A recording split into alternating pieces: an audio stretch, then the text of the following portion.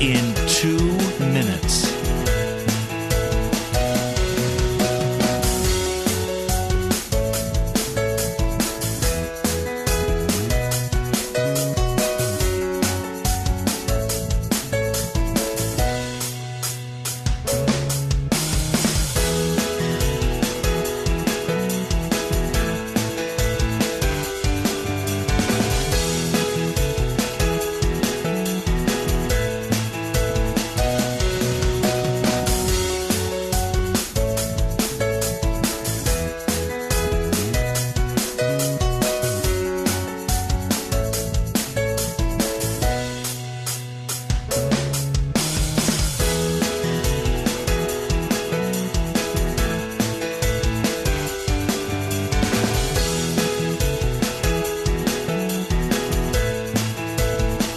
Lynn Cullen live in 1 minute.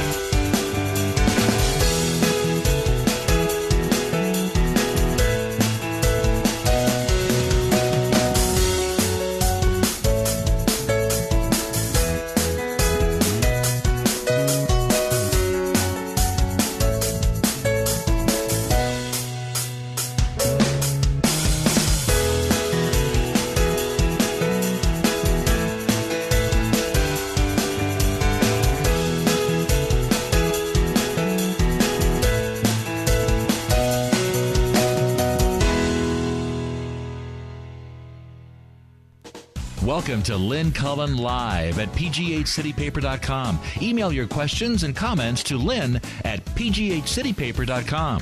Hello there and welcome. Beautiful autumnal day. It is September 19th, a Wednesday, and Chris Potter's always with us on Wednesday, but he's having a little trouble. I'll read you some of the texts I've received.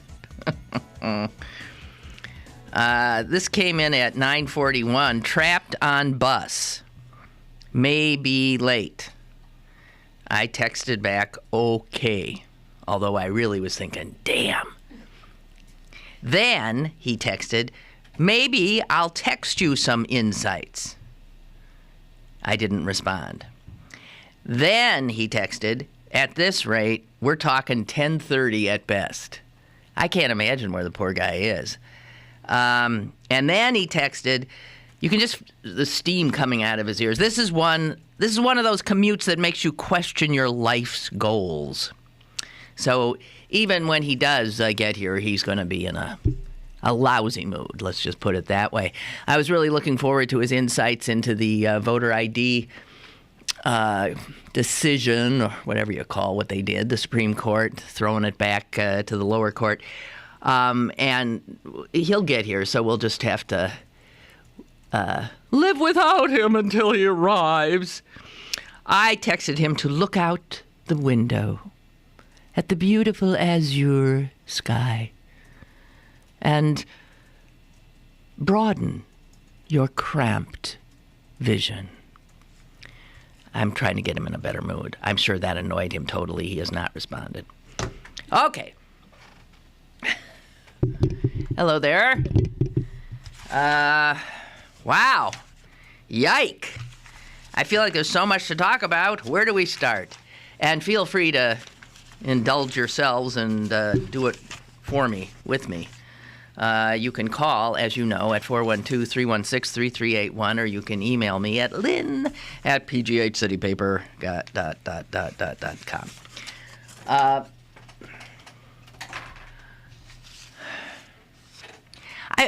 I just want to do one thing before we get this started. I mentioned, was it last week? I said, why do I have to read something like this in the New York Times? I never saw anything about this guy. And what I was talking about was a man on death row who I found out by reading not my local paper, but found out by reading, as I said, the New York Times, that Pennsylvania was a few weeks away from executing this guy on death row, something they have not done to somebody who is contesting their sentence in over 50 years. I believe I have that right. And I told you this is a guy who was sentenced to death for first-degree murder. Since that sentencing, he was found to have been repeatedly sexually abused by the person he murdered. The witness who really cooked his goose and helped put him away has recanted much of what he said. The jurors, upon learning through the appeals process that the man they had sentenced to die had been victimized constantly by the man he murdered and others, his life, his childhood had been literally unmitigated hell. Jurors wrote to the judges and to the pardon board, is that who hears the final case? I don't know. That they would never have sentenced him to death. Others said that they didn't understand that they could sentence him to life without the possibility of parole, and they thought that the death penalty was the only way to be assured he would never darken anybody's door again. Whatever the person, and the widow of the man he killed said, I don't want him killed. But the state board is just determined, the Board of Pardons. There's 5 people on that board, and they heard his case the other day, and 3-2. 3 of them said, let's commute it to life. No reason to kill this guy. There are all these issues that have come up. And 2 of these SOBs, including the lieutenant governor, I bet you don't even know his name, right? I don't say that, in an accusatory way, because I don't know his name. His name is Cowley, Cawley. Cowley says, no, I want to kill him. And some other guy I don't know still wants to kill him. I will say that another one of the 3, it has to be unanimous. One of the 3 members of the Board of Pardons is the Attorney General of the Commonwealth, and she did vote to stop the death penalty. But as I said, it has to be unanimous.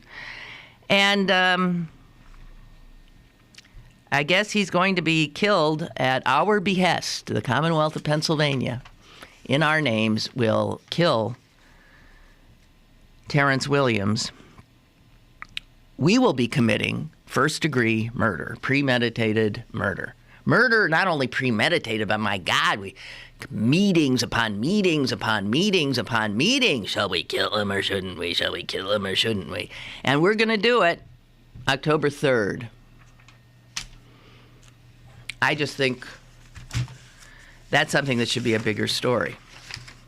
A lot bigger story. I'm going to wait till Potter gets here to get into all this this juicy stuff with the with Romney, which we talked about yesterday at some length, and also in regard to the voter ID situation. It's better than I would have thought. I'll tell you that right off the bat. Better than I would have thought. I thought, there's no way this, the way the courts are so politicized now, that you're going to get enough votes to keep this voter ID law from going into effect. Now, the Supreme Court could have done it themselves, but instead just punted it back to the idiot judge who had punted it to them, saying something to the effect, I'm sure you're not going to prevail at the Supreme Court. I seem to recall this judge saying that to the ACLU. And that judge was the one who just totally, whatever the state told him, he just took their word for it. Absolutely took their word for it. This is the one who was reading body language of witnesses. I went nuts after his initial. So anyway, it goes back to him. Like he's all of it. Maybe he feels a little chastened now. His prediction that the court would see it his way and laugh the ACLU out of court didn't happen at all. They were extremely concerned with everything the ACLU said, including the Republican justices. Yeah, this really does look like this is going to disenfranchise a whole bunch of people. And so they told the judge at the lower court, hey, buddy, rather than punt this to us, how about you do more due diligence here and ascertain whether or not the state can really pull this off, making sure everybody who has to have a new ID gets an ID before the November, And if this judge decides, oh, yeah, that's doable, then we know he's in the bag, really. Did I say I was going to wait till Potter to talk about that? Oh, well, never believe a word I say. So Jesus had a wife. I don't doubt it. Who do you think Mary Magdalene was? I don't know. And I never saw the Da Vinci Code, so don't get me started on that. But it sure looks like, it's these Coptics again. Same guys that, those Egyptian Copts. Early Christians. They were the earliest of the Christians. And in their writing, they're referring, Jesus said to them, my wife. And then the rest, of course, is lost to us. And apparently, this baby looks totally real and appears to come from, a few centuries after Jesus's. Do you say death? Yeah, death. Yeah, we all agree he was killed. Christians believe he was resurrected, right? Excuse me. I was thinking, because, it's the Jewish New Year, and I always get screwed up about what year it is, because it's not the count of years that the rest of the world uses, because, well, Jews are a tiny little people, and no one's signing on to the way we're counting. But the fact that we count the year it is from what we have decided is the birth date year of Jesus is fascinating in a way. Because, first of all, not all the world is Christian. In fact, most of the world isn't. And it's odd, so that all the Muslims and all the Jews and the Buddhists and the Hindus and everybody else says it's 2012. Even though I don't know if the Hindus have their own calendar. I bet they do. And it's odd because, Jews have been counting for over 5,000 years. This year is what, 5,700 or 5,000? Who the hell knows? But it's twice as...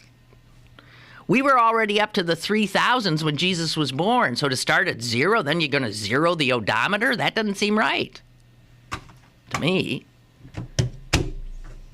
Anyway, I'm just saying. These things are also... What would the word be? They're just, I don't want to say capricious, but they're not grounded in any fact. Are they? Why are we counting from that point? When Jesus was born, the world began? Even Christians don't think that. So why do you count from there? Who decided that? Some pope, I guess. Is that Pope Julius somebody or other? Julius La Rosa? Remember him? Okay, I'll stop.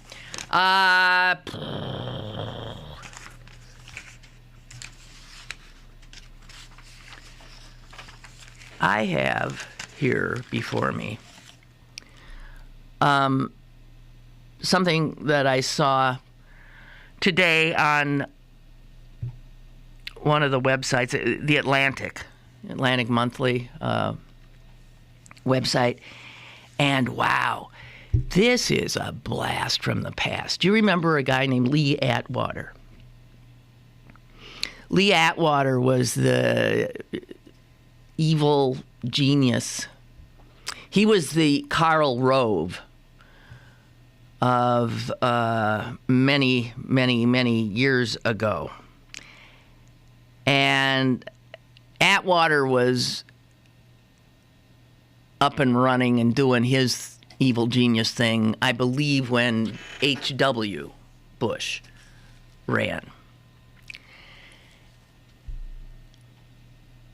And Lee Atwater was the guy who perfected the ugly, nasty, race-baiting Southern strategy that the Republicans used so brilliantly, manipulating all the worst in the electorate to gain power.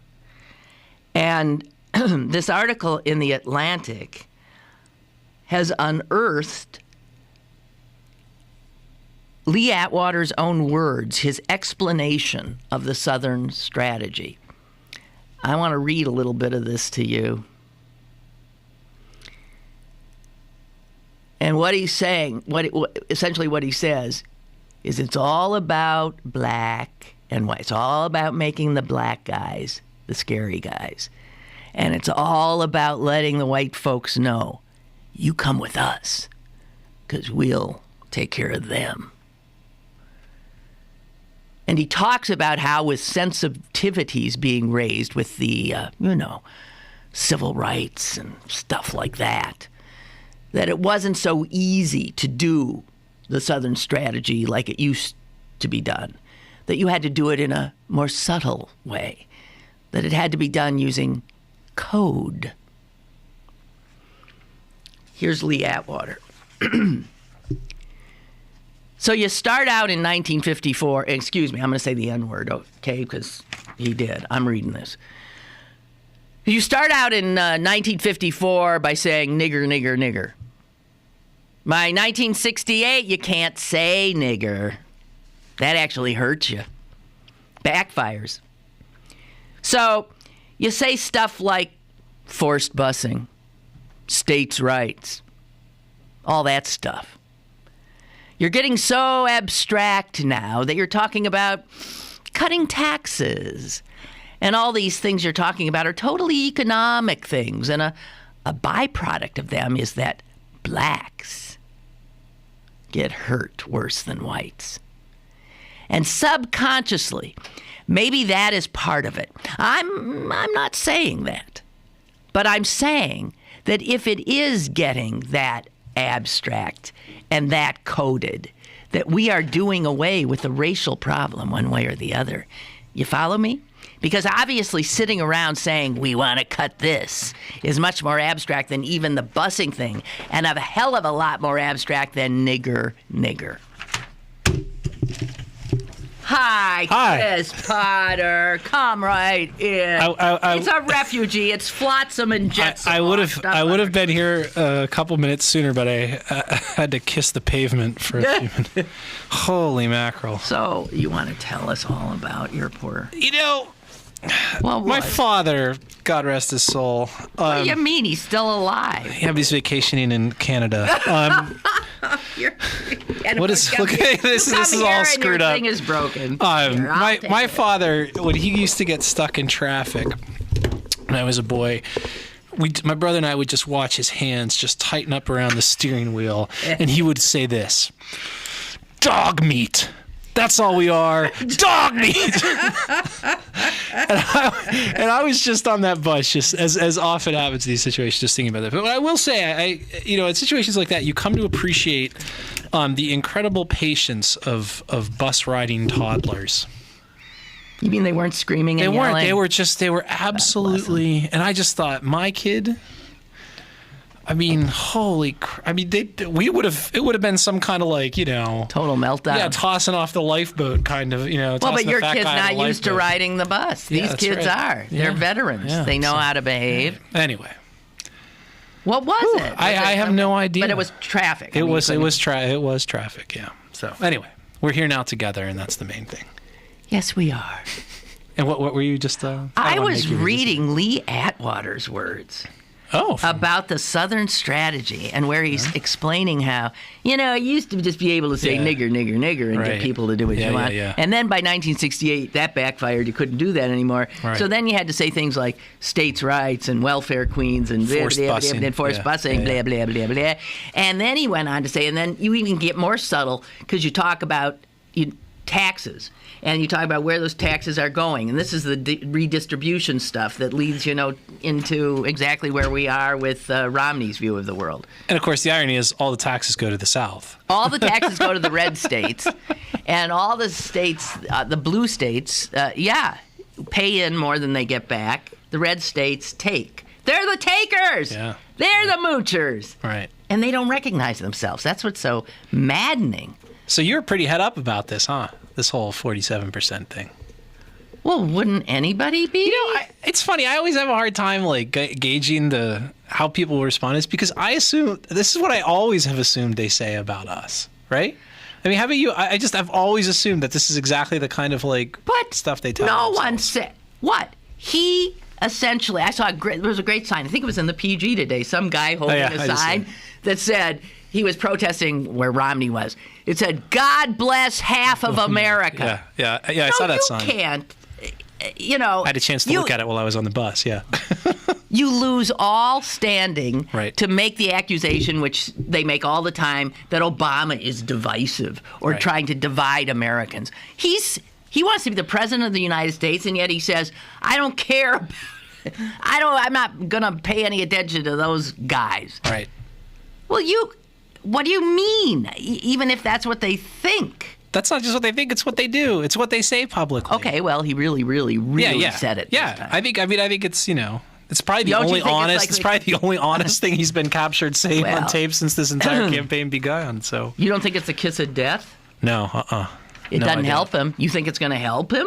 Come on. I don't know that I don't know. I mean, I said as a joke, I said a tweet out the other day that just said, who's to say he didn't leak this on purpose just because, it's so many Tea Party talking points, you know what I mean?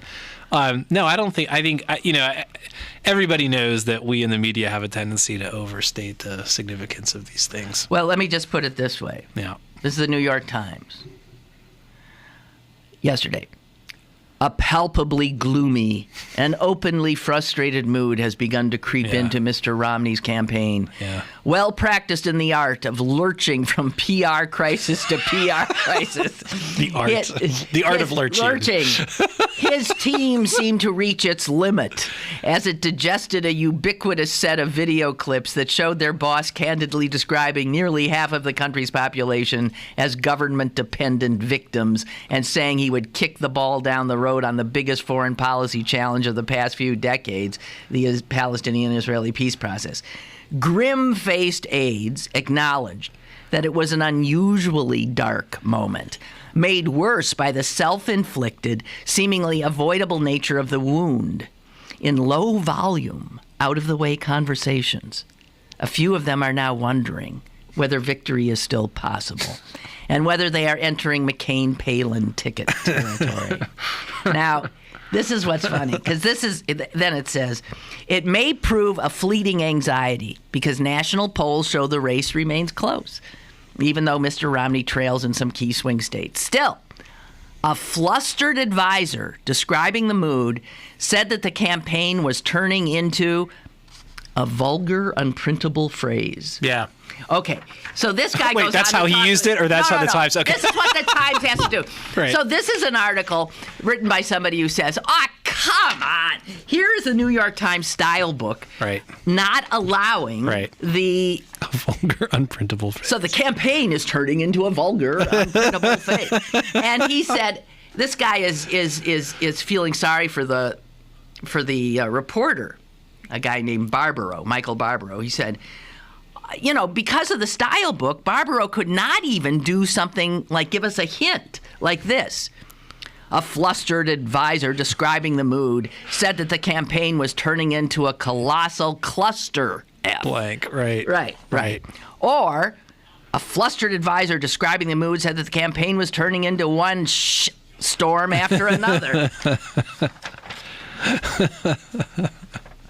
That is silly, isn't it? It rhymes with brother shucker. I mean, how silly is that? Yeah. Okay. You guys have a style book? City Right, except our style book says you have to take perfectly innocuous statements and make them obscene. And so you have to turn them around. Yeah. That's how it works in the city paper. All right. Oh, that's nice. I was wondering what year it was. And Sokolowski, thank you. He knows more Yiddish than I do. He's more Jewish than I am. It's 5773. Well, I know. Okay. So I'm saying, you Christians are so out of it. It's 50. We had 3,000 years on you before you even started counting. And what is the Shouldn't you be further along than you are then? No, right. Shouldn't you have jet cars? Shouldn't there be Jewish teleportation? But I mean, no, we got you up to that point. Oh, I see. And then one of our kids got born, and then you stake a flag, down and say, "This is year one." Yeah. Well, what kind of crap is that? We're not even right about that. I think Jesus was born 4 years before Jesus, before Christ. I think that's. And so, what about? So, who decided that? Was that Pope or? It was. Julius, somebody? It was Pope. I think it was Pope Gregory. Gregory. Yeah. And what year did he decide we're counting? I can't remember, but it speaks to the fact that so many of these. In fact, this is the other story, which I see you've got clipped there, and I read with great interest again on the bus this morning. The ID. The story about Jesus.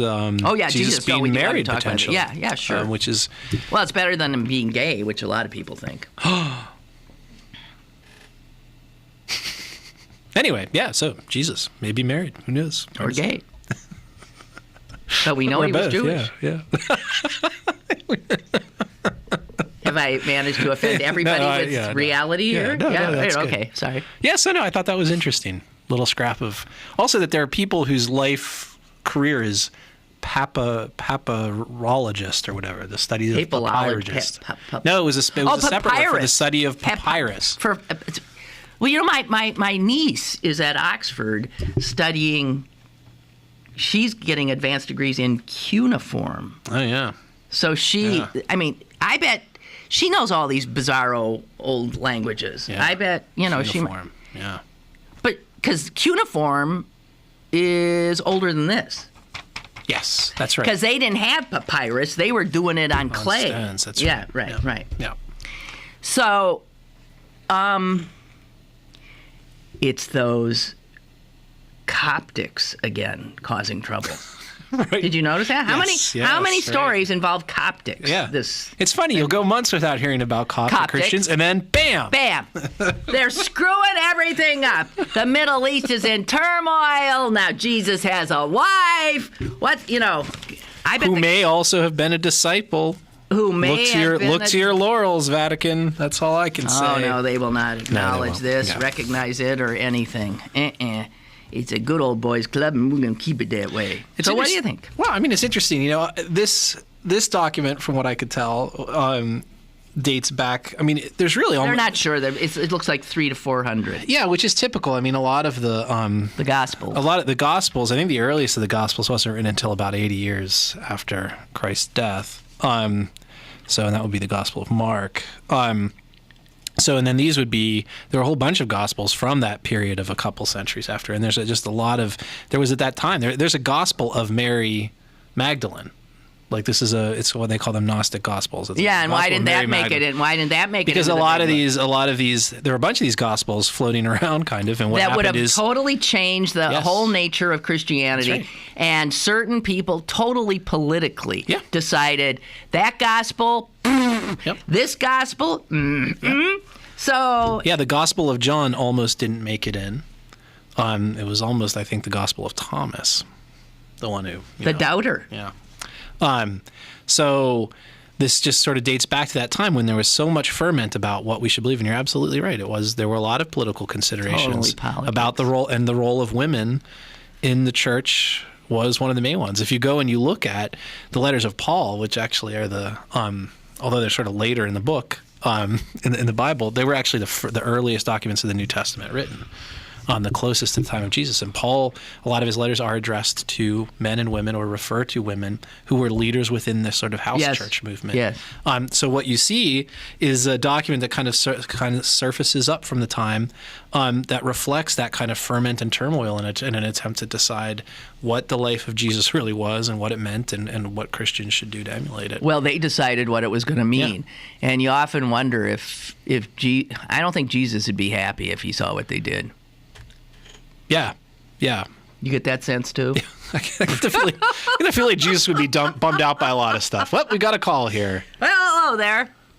Hello, dear friends. It's Tom Sokolowski. Oh, yes. Hello, Tom. Tom Sokolowski. Well, I think the theme of your show today is about revisionism. Okay. And what's very interesting is that Chris, my God, I didn't think you were such an astute biblical scholar, really. Oh, he is. But one of the things, though, is at that point, Christianity was as strong or as weak as pagan religion was, as Judaism was, and they were all fighting around and fighting very much like going to a political convention to see who would win more souls. Right. And I think that's why all these stories, like the Mary and Jesus being married, was not going to be accepted by one of the others. They had to find something that was far more palatable. Right. And I think that connects up to also what you were saying, about Lee Atwater and that. Partly the point of a civilized society is whether we, as Chris said, we knew that those Republicans thought that all the time. Well, that's true. You can't make someone love someone else, but in a civil society, you don't bear your nastiest, most vicious feelings. You say that for your own family. But you don't bear those in public. Yeah. Because that's how we get along with people. I mean, good fences make good neighbors. And, now we're getting back almost like to the Civil War.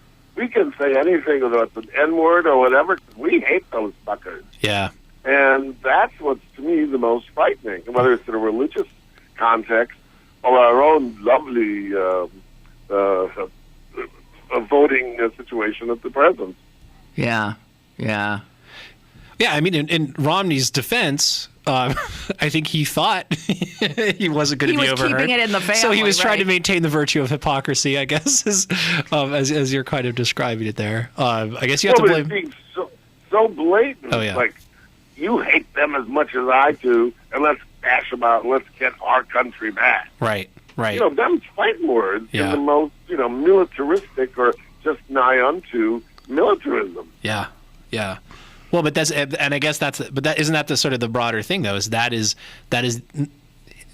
him catering to a culture on the right. I don't think it was so much you hate them as much as I do, so much as I hate them as much as you do. Right. No, he's still trying to prove pandering. He was just pandering as usual.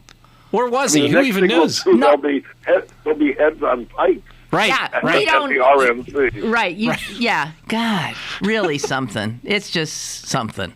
What's the image of those bloody heads on top of telephone poles? I'll let you go. Well, thank you so much, Thomas. See you tomorrow. God. Yeah. The Gospel of Thomas. The Gospel of Thomas. Do you want to take a break? Or did you do one already when I was away? No, I didn't. I noticed you had a... I did not. And what would I probably still wouldn't have you... Now it's eaten into our precious time together, but... Oh, I see. I should have taken one. Oh, God. You are such a narcissist. God almighty. I shouldn't have wasted your precious time. Hey, creep. All right, we're taking a break. It's coming out of his time.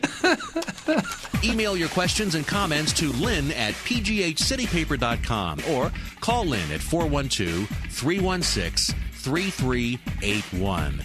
Lynn Cullen Live will return in a moment. The Pittsburgh Burger Competition and Music Festival benefiting the American Liver Foundation comes to the Rivers Casino on Saturday, September 29th from 1 to 7. See Pittsburgh's best restaurants compete for the title of Best Burger in the Burg. Sample and vote for your favorite burger while you listen to great Pittsburgh bands and enjoy ice-cold Amstel Light. For more information and to buy tickets, go to midnightguru.com. The Pittsburgh Burger Competition on Saturday, September 29th at the Rivers Casino. Get ready to get your burger on. Sponsored by Amstel Light and produced by Diane Rua Media. Gambling problem? Call 800-848-1880.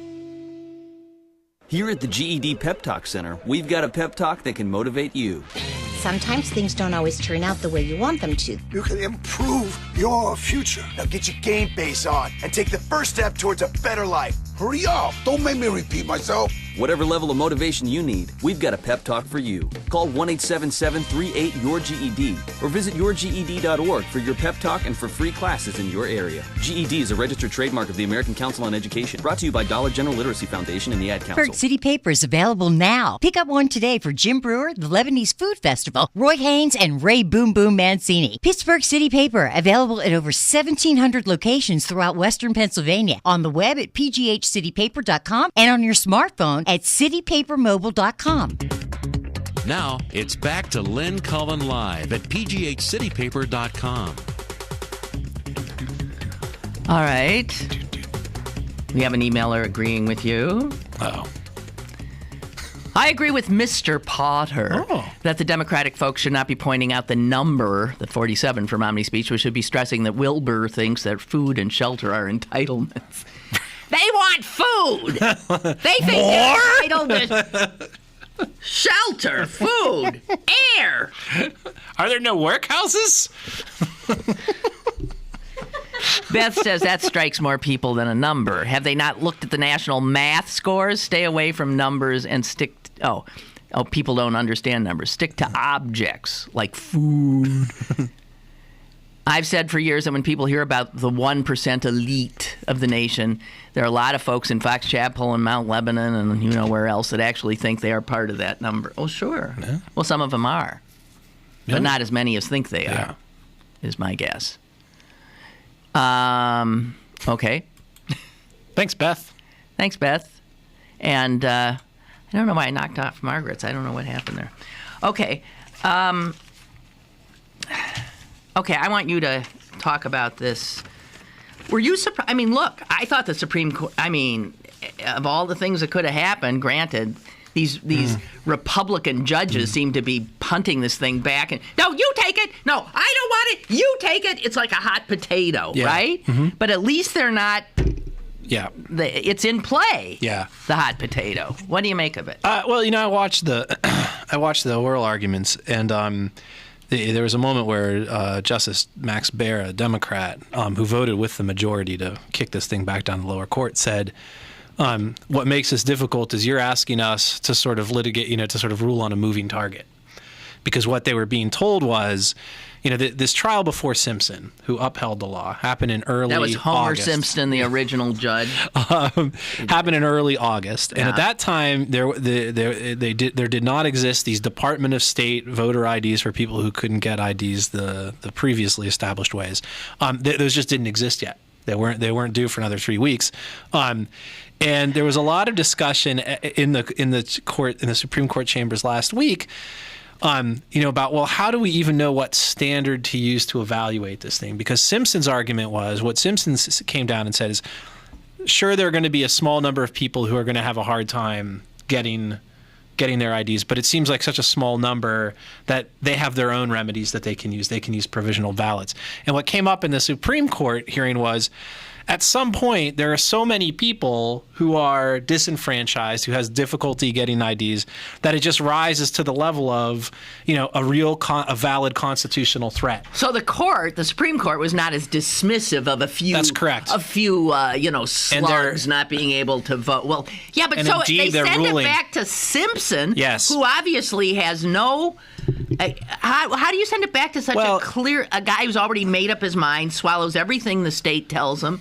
The ACLU, the attorneys who prosecute the attorneys who filed to overturn the law had a press conference yesterday afternoon, and they were asked that question: why would Simpson rule any differently?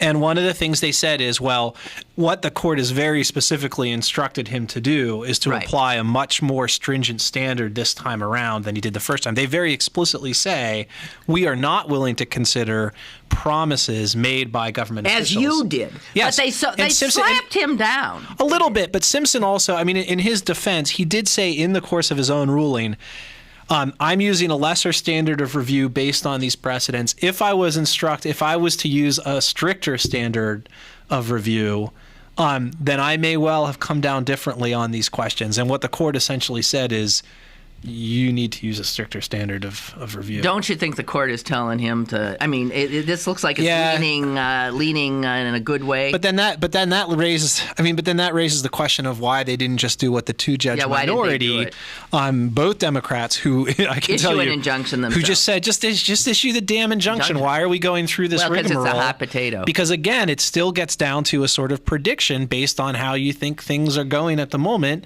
how they're going to go a month from now. And since Judge Simpson is just by nature a happy, optimistic sort who thinks nothing terrible is going to happen here, then why should he think otherwise when the state comes in and tells him, these IDs are going out the door so fast, everybody's getting them?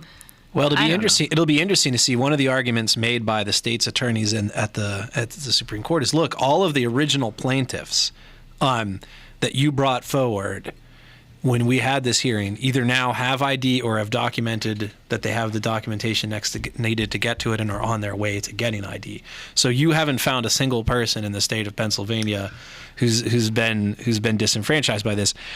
What Vic Walczak of the ACLU and the other attorneys who are on this conference call said is, well, you know what? Now the burden is on you, the state, to prove that you kind of have to prove a negative, which is going to be difficult, prove that nobody has been disenfranchised by this.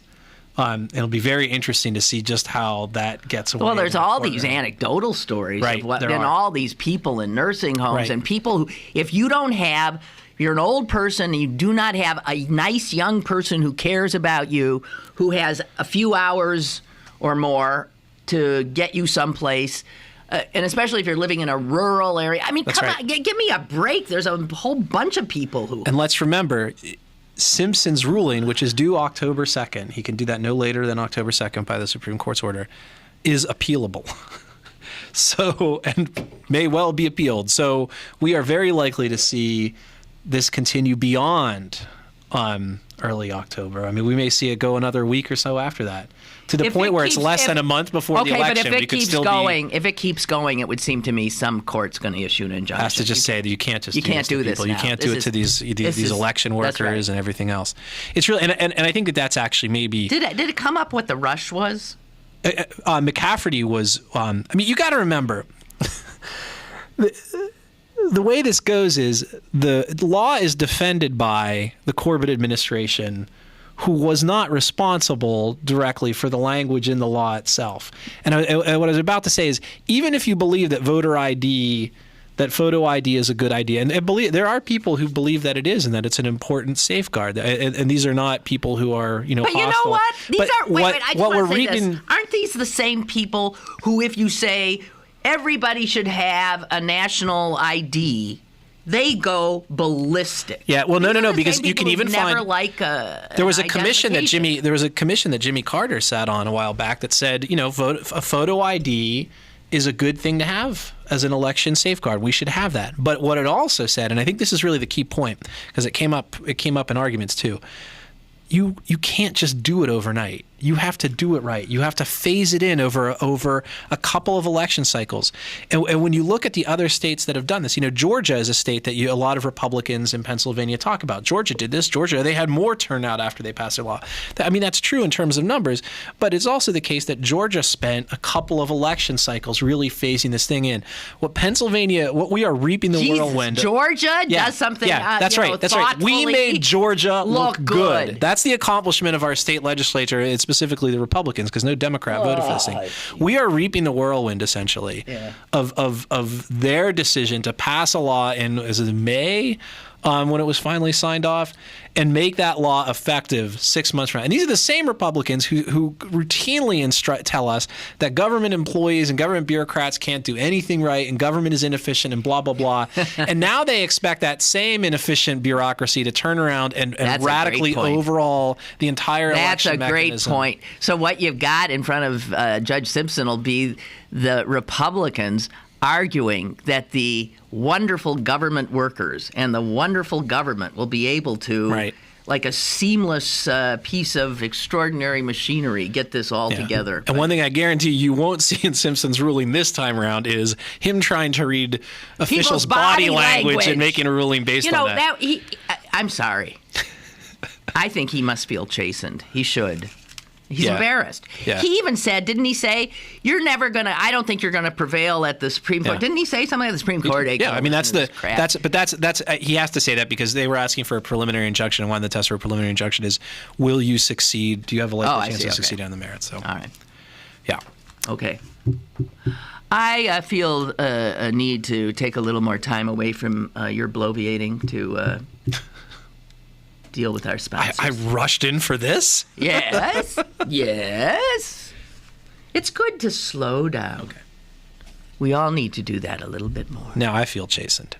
Yes. We shall be right back. More is on the way with Lynn Cullen Live. BergBargains.com for great deals on tickets to the Science Center, the City Theater, History Museum, Carnegie Museums, and some of the best restaurants in Pittsburgh. This week, get 40% off gift cards to the Harris Grill in Shadyside. BergBargains.com. Local deals, local merchants. BergBargains.com. Ooh, hello there. All righty. How about teaching somebody to read? That's right.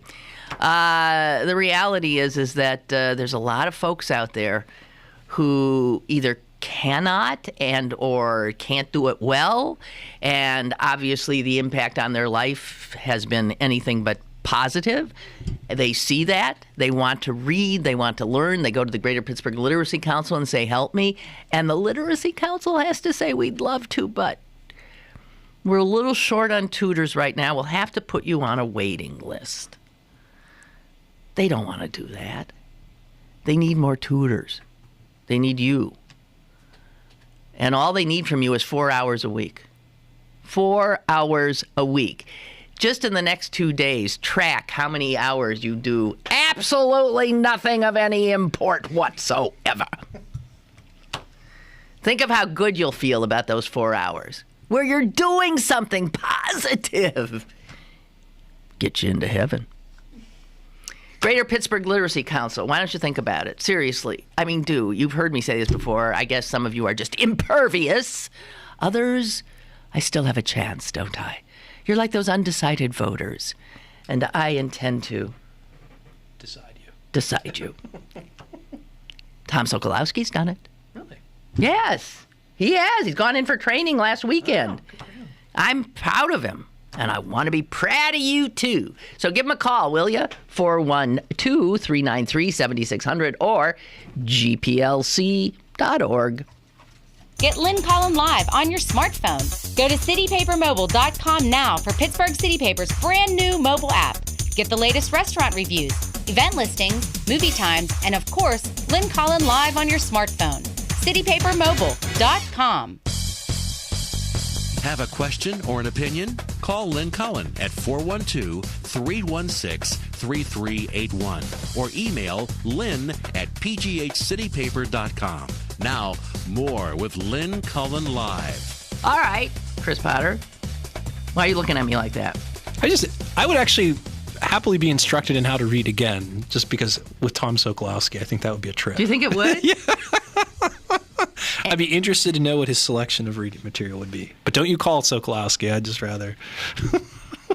You don't think he'd do Tom and Jerry I don't know. Whatever that was?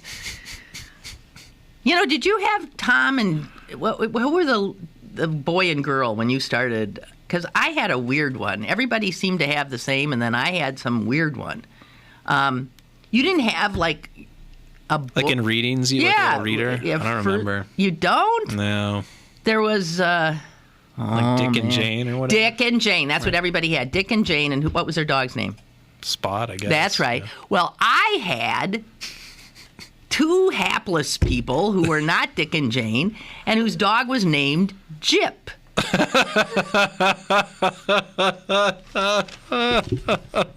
Must have been a cut rate book that the Green Bay Public Schools got. I don't know. And yet, I prevailed. Yes, you did. Despite my humble beginnings with Sans Spot and Dick and Jane. You had a spotless childhood. Yes. So here's what some of the readers of the New York Times are saying about Romney. This is from Stephen Korn. Mr. Romney, in his current configuration, is better suited to serve as king of 18th century France than as president of the United States. I think that is true. Okay, and here's another one, a professor at NYU. I woke up early this morning and drove my daughter several miles on a government-built road all the way to a government-operated school. I came home to my home, for which I receive a government-sanctioned mortgage, interest deduction, and called my parents, who both receive Social Security and Medicare from the government. Then I signed on to the Internet, which was developed by government-sponsored researchers. So, Mitt Romney's right on 2 counts. I am dependent upon government, and I'm not voting for him.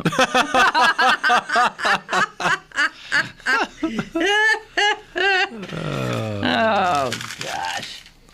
Okay, so I'm upset about this. We're going to kill someone in Pennsylvania. Yes. What the hell's that about, and how come that hasn't been a story here? What is that? I've written about it briefly a couple times online just to kind of direct people. I haven't seen it anywhere. I haven't seen it in the PG. I first learned about it in the New York Times. Yeah, there's I something learned in the about it in the paper New York Times a week or so ago. Yeah. Yeah, right. So, I mean, it's a Philadelphia case, so we don't feel the same, whatever. That guy will be killed in my name. I care about it. I'm just saying that's probably why. There's some links from our site today. There's a profile of him by the Philadelphia Daily News, which is a kind of unsparing look at the guy. I think if we're going to get involved in this stuff, it behooves us to know kind of, who it is we're talking about. So people should read that and just understand the full scope of what was going on there. He was, on the one hand, molested as a child repeatedly, including by one of his victims. He is. I mean, he murdered and someone else too. Okay.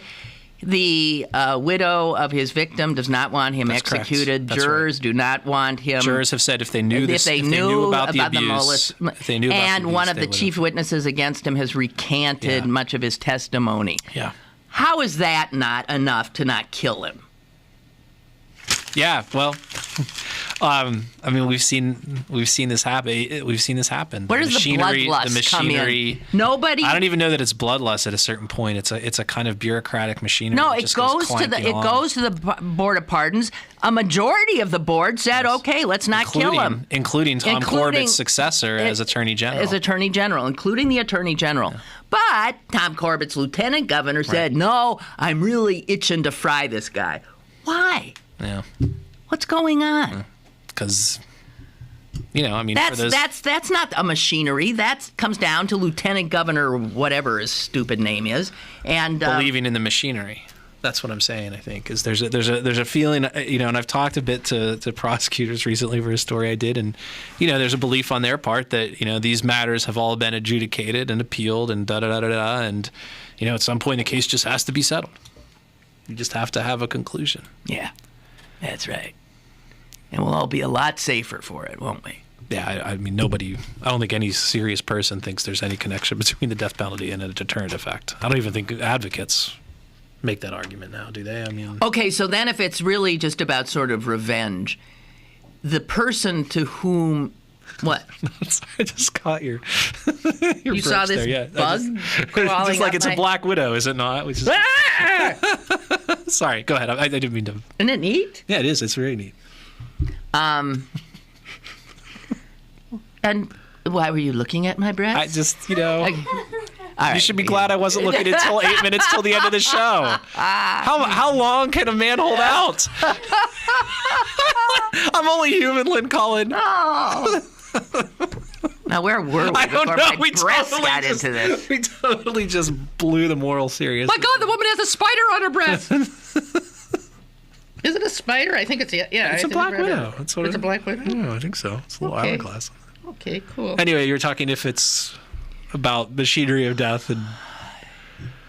Oh, if it's vengeance. Okay, so you're saying it's not about making us safer. If it's just about, okay, eye for an eye, tooth for a tooth. You killed, we'll kill you. This is how we're going to do it. Mm-hmm. But it would seem that the widow of the victim would have great standing there. You would think She's the one who, we want closure for. Right? She's the one who would call for justice. Right. Her call for justice is, don't kill him. Right. And they don't listen to her. That's right. Well, then some fucking machine. Yeah. Excuse me. I didn't mean to do that. I gotta do something about my mouth. Don't take the 41 bus today. That's all. We got a call. Hello. Hello, Lynn. It's Michael from Palm Springs. Hello, Michael from Palm Springs. Why do you seem so down?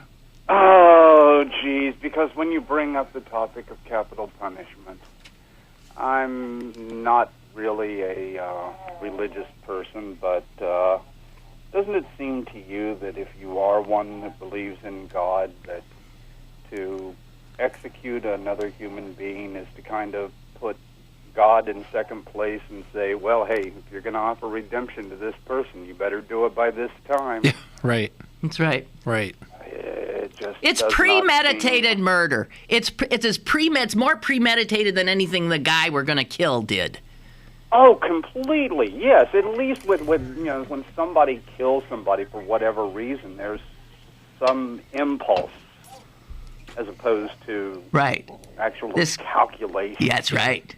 Right. Oh, it's disgusting, and that's why I'm down. I was kind of laughing through the show until that came up. I'm sorry. I'll get off it. We'll get off it. Bye. Okay. Bye. Sorry. Oh man, I ruined his day because he's just getting up. It's 7 something. Palm Beach? Oh yeah. Palm Springs. Oh yeah. In California. Yeah. Okay, so hey, them Boy Scouts, they're just like the Catholic Church. They're just like Penn State. What the heck? Yeah. What is it? Yeah. But these are the guys who are the moral people who, have their anti-gay rules that they want to set for the rest of us, Yeah, I really admire them. Yeah. I have a great deal of respect for them. Yeah. I would not let my kid be a Boy Scout, and I told him that when he was a little kid. Did he want to be one? Not really. You preempted it. He never wanted to be on it. But the school sent something out, how they were forming a troop, and I said, I don't approve of these people. And I told him why. Because he knew some gay people. I have gay friends. And I said, they don't let gay people into their... because they're gay. And, that was appalling to him. No, you don't support a group like that. Yeah. I'm sorry. It's Indian guides in my family. Indian guides. Yes. Do you remember your oath? I don't. I remember we were the Mohicans. And we all had Indian guide names. And what was yours? It was stupid. It was a soaring eagle. Soaring eagle, like an eagle that soars. Although my father's was very clever. My father's was smoking teepee because he worked in air pollution control. When he wasn't stuck in traffic, he was a really amusing guy. Well, no, he was a smoking teepee stuck in traffic. Yeah, that's true too. Yeah. There's smoke coming out of the ears. Smoking teepee. Yeah, that was so Indian guides is more of a father-son thing. You were grouped into tribes. Okay. But you did the same kind of stuff.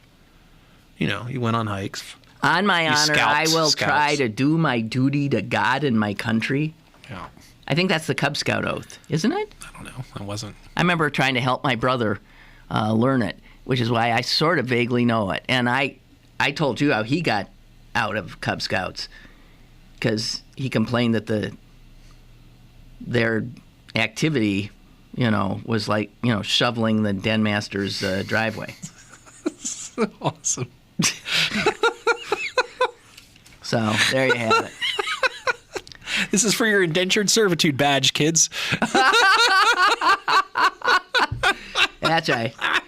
All day long we sat and strained, bodies all aching and racked with pain. I'm a member of the Order of the Golden Chain Gang.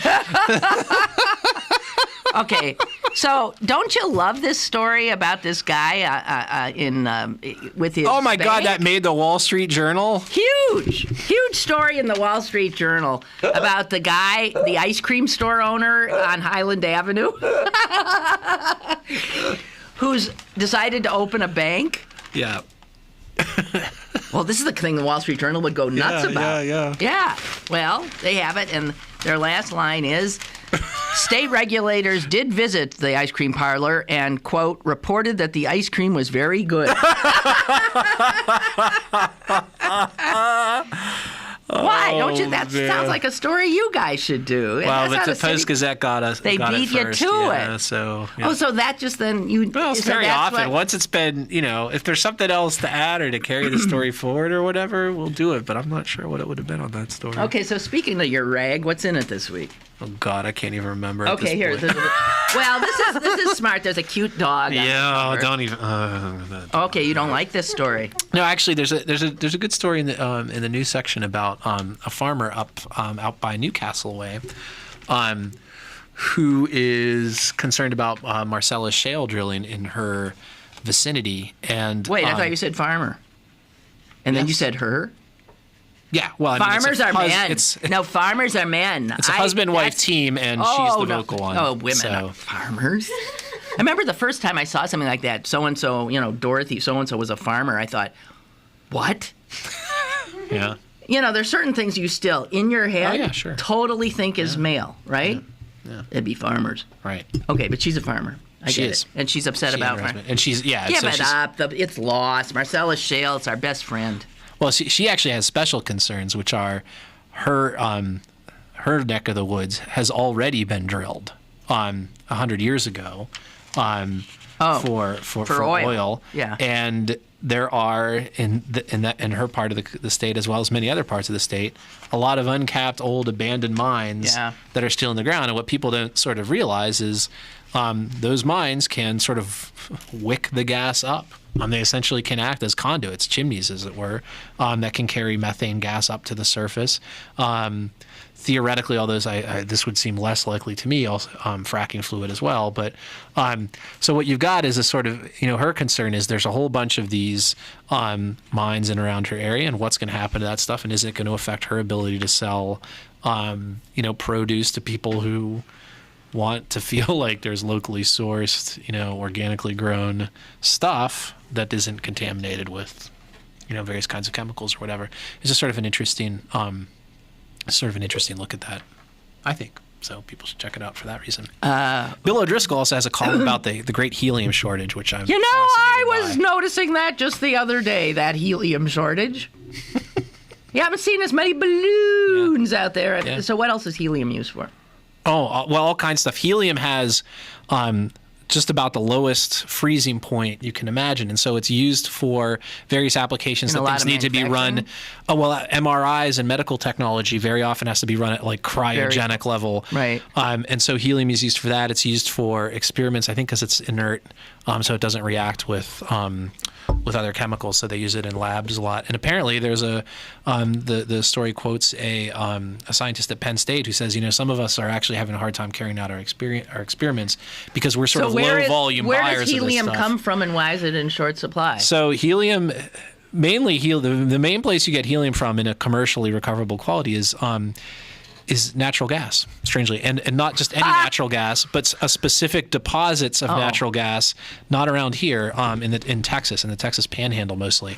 And I'm not a geologist or a chemist, so I don't know why it is that helium is especially attached to that gas. But so that stuff's eventually going to run out. The other problem is that for many, many years, the U.S. government sold helium, and it decided a few years back to get out of the business, because let the market take care of it. And so it started selling its helium reserves at these cut rate prices, basically to pay off the cost of the program. And that essentially created a glut in the market, and now we're seeing the downside of that. So the private market has not been able to pick they up ain't the getting slack any- because they were getting money. priced out of it. Yeah, So they're not essentially, so it's an interesting problem. And again, this is one of those things that the Chinese have been very.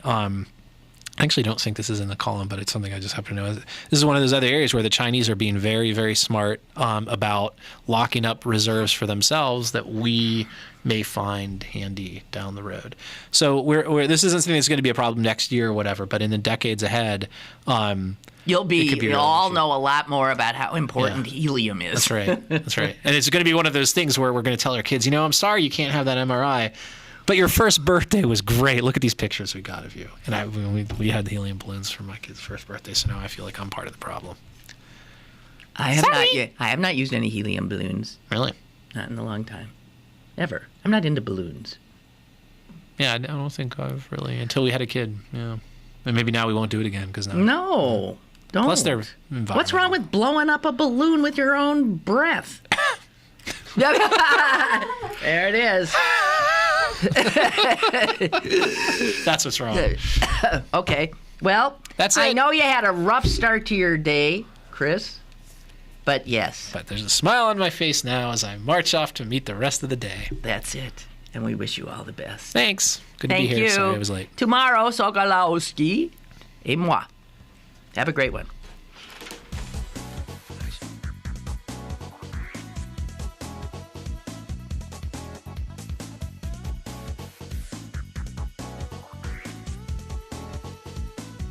Lynn Cullen Live, Monday through Friday from 10 a.m. to 11 a.m. and archived at pghcitypaper.com. The opinions expressed on Lynn Cullen Live are those of the host and do not necessarily reflect the viewpoints of Pittsburgh City Paper, Steel City Media, and its advertisers.